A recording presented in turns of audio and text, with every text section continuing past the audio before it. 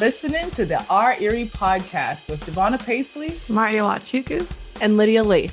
This series will bring citizens, entrepreneurs, activists, politicians, artists, and thought leaders to the table for a frank discussion around societal issues facing our post-industrial city and the United States at large. Take a seat.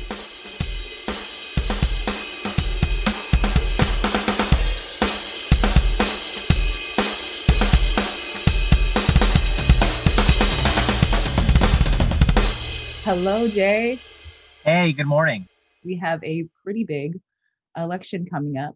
Can you just give us a little bit of introduction of who you are? Yeah, and first off, I just want to, thank all of you for inviting me here to today's show. This is a topic that I love to talk about, and it's one it's always been of interest of mine. So after leaving the Army in 2009, I went to school to become a social worker. And it was in my undergraduate coursework where faculty members would always say, it isn't enough to just help people. We have to change the systems that are impacting them, right? We have to affect the root causes to these problems. And I would always raise my hand and be like, well, how do we do that? And they were like, well, we don't know. You just got to, maybe look at macro work, policy work. And so I earned a master's degree from Case Western in macro social work, which is focused on policy and community development. And the roots of social work being the inseparable links between helping people and the policies that are affecting them, right? And so my whole career has been largely focused on those systems of policy, be it organizational policy, local or state or federal policy. Of course, I haven't been in elected office for 4 years on Erie County Council. I've been able to practice firsthand the electoral side of politics, and still have, throughout the years, and also teaching policy coursework to master's level social workers, and currently in next semester as well, poli-sci students at Gyan. So I'm teaching an intro to American government class right now, as a matter of fact. And what better time to do it than 2020, right? Yes, that's dope. Now, can you tell us a little bit what it was like being on Erie County Council? Because I know how long ago was that you were on? Seems like a lifetime ago. It was I think I've been out of office almost 4 years now, and that's how long I was in. And the getting into office is one thing, and being on county council, and I'm sure there's a lot of similarities for those who are on similar councils, the legislative branch of local government, and with city council, and usually the advice I had received when I first got in office was just like, hey, don't make any waves, try not to change too many things. It might take you a couple terms before you start figuring things out. And I was always like, who's going to sit around and wait 8 years to figure out how to do their job? I'm going to get right into it.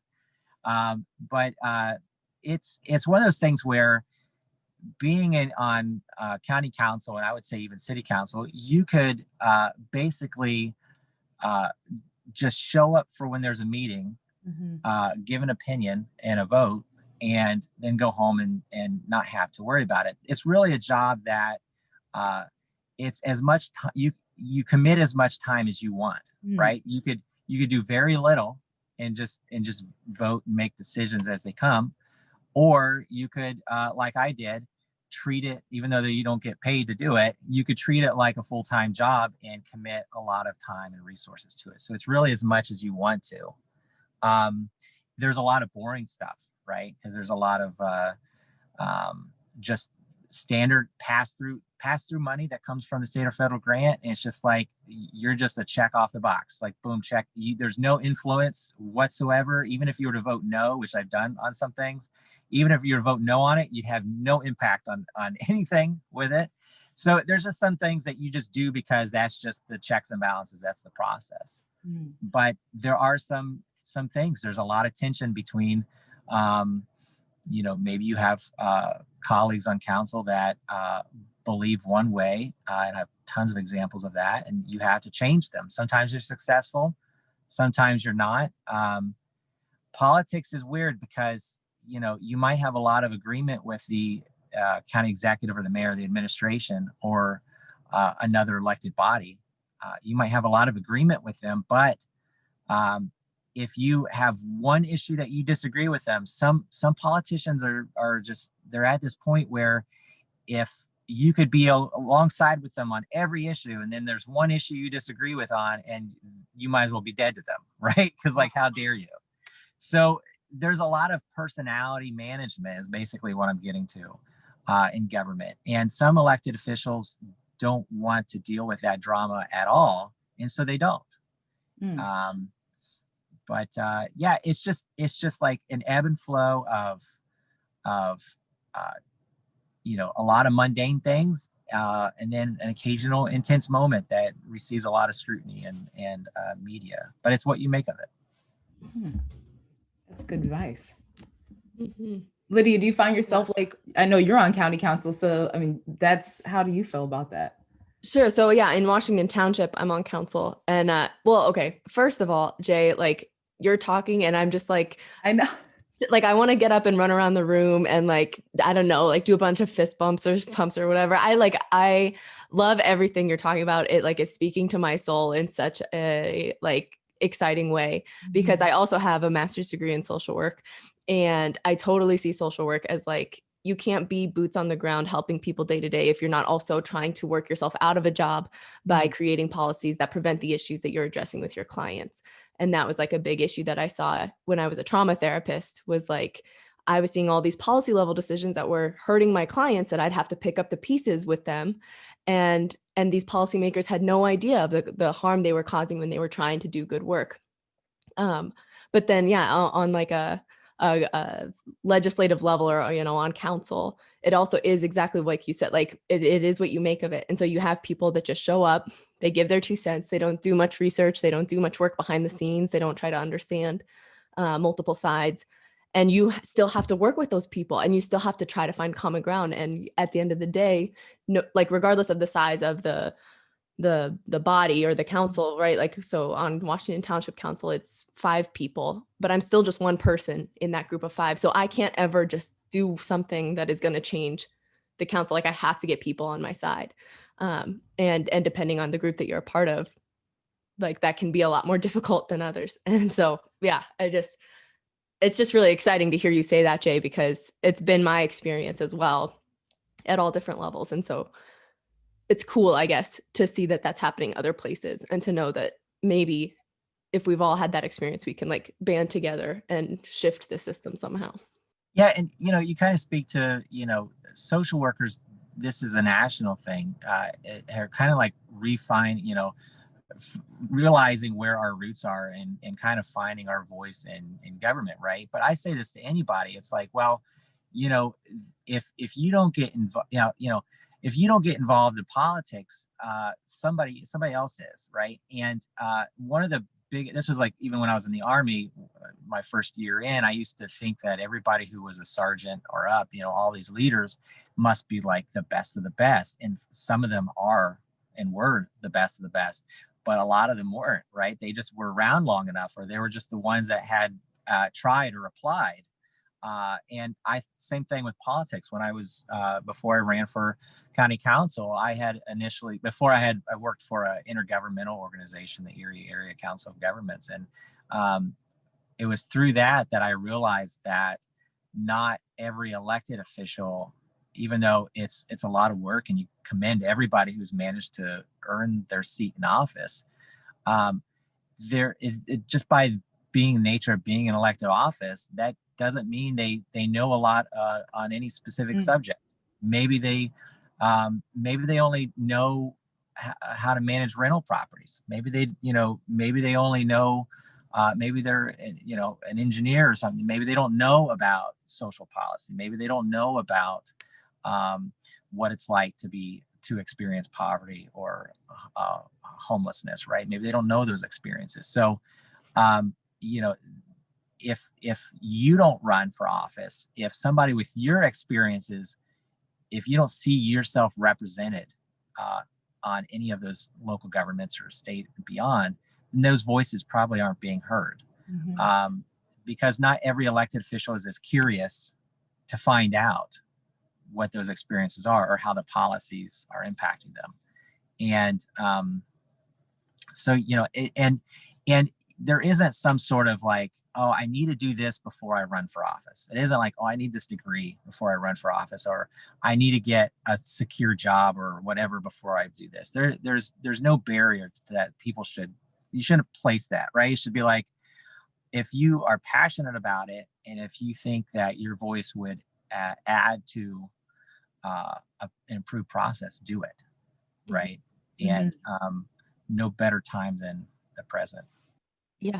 Yeah, for sure. I mean, like the one thing I say to people all the time, and this kind of like brings us back to like the current elections, but like I always say, if a car salesman can think he's qualified to represent our district in Pennsylvania, like anyone can run for office. Yeah. Like there's no reason that we should ever limit ourselves, whether it's you're a teacher or you're a social worker or you're a, anything, you could do anything.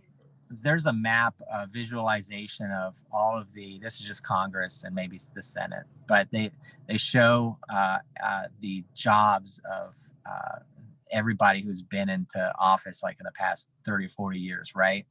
And the vast majority of them were one of two things, lawyers or business owners, right?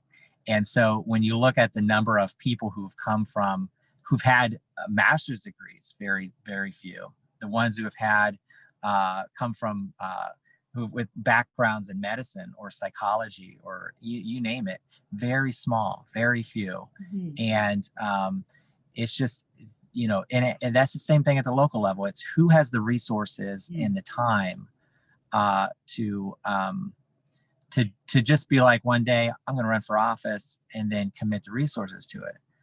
That doesn't mean I think the threshold is lower. I think anybody can, find success in office. It's just that we're not taught to, whether it's in school or wherever it is, we're not taught that we can be in elected office, or that, we're and it's what we see, right? We see a bunch of older white men with business or law backgrounds. And so that's what we expect. And if we're not one of those, then we might think that maybe we're not qualified. But yeah, there's no such thing. As you said, if somebody could be and no offense to car salesmen, but I don't personally know any car sales people. So, hopefully I don't offend any of them, but you work in sales, right? Maybe you don't have to sell something all the time. Maybe there isn't, that's that one skill set doesn't, translate to government. Sometimes you got to do things where there isn't a profit margin, right? Because the benefit is something else. It's, something that benefits humanity or society or something that doesn't mean a profit at some point. I know for me, that was big because when I first was given the idea of, hey, you should run for city council, I was like, me? I'm not even qualified. I don't have this, I don't have that. And, when I had to really think about it, and when I had to go look and see what were the qualifications, all there had to be was a citizen, 18 years old. And, and when I was looking at the basics of qualifications, I was like, oh my God, I can run. So I think you're right. There's that misconception that you have to be in law, that you have to be in, that you have to be in this, you have to have doctorates or a master's. But I think people don't realize that anybody can run. I think that was why I decided, because I'm like, okay, well, if that representation is there, showing people that you can be a person that's passionate, a person that wants to see Erie change, I can do this. You've been listening to the Our Erie podcast, the voice of reason in the fog of post-industrial America. Next week, we're joined by Gyan Ghising, an entrepreneur, musician, and educator. If you would like to continue the conversation, visit our Facebook page at facebook.com/Our Erie Series. This podcast is produced by John C. Lyons, Marty Nwachukwu, and Davona Pacley. Music by Corey Cook. Funding provided by Erie Arts and Culture. And we appreciate you all for listening to our Erie podcast. Peace.